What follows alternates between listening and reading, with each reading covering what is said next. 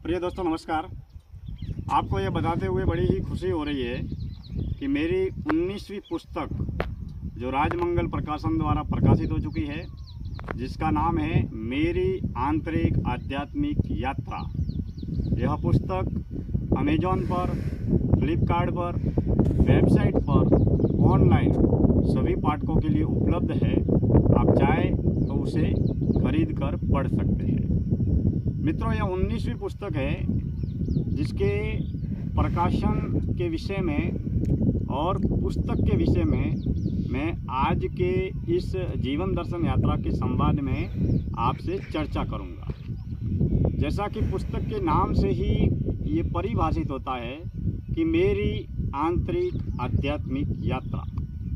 अध्यात्म अर्थात भीतर की यात्रा, आंतरिक अर्थात अंतर्मुखी आत्म केंद्रित यात्रा, और भीतर की यात्रा को तय करने के लिए मौन साधना, ध्यान साधना, एकांत साधना, होश साधना और साक्षी साधना, जिसके जरिए साधक बाहर दौड़ता भागता भटकता नहीं है। साधक अपनी ऊर्जा शक्ति को, अपनी जीवनी शक्ति को आंतरिक अंतर्मुखी मौन एकांत ध्यान में केंद्रित और समर्पित करता है। अर्थात साधक आंतरिक आध्यात्मिक यात्रा भी अपनी देह के जरिए ही तय करता है।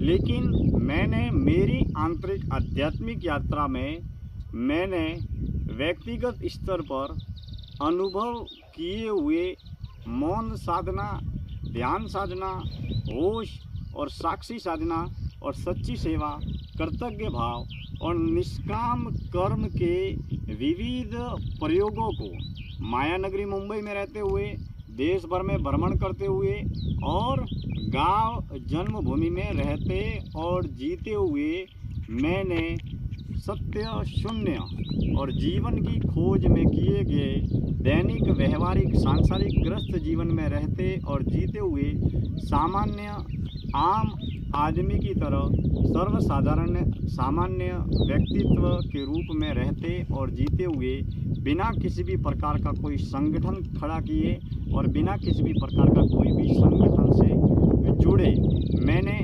व्यक्तिगत स्तर पर मेरे व्यक्तिगत परिचय का उल्लेख न करके सांसारिक ग्रस्त जीवन में मौन साधना, ध्यान साधना, एकांत साधना, साक्षी साधना और सच्ची सेवा और निष्काम कर्म के विविध अनुभवों को इस पुस्तक में साझा करने का प्रयास किया है।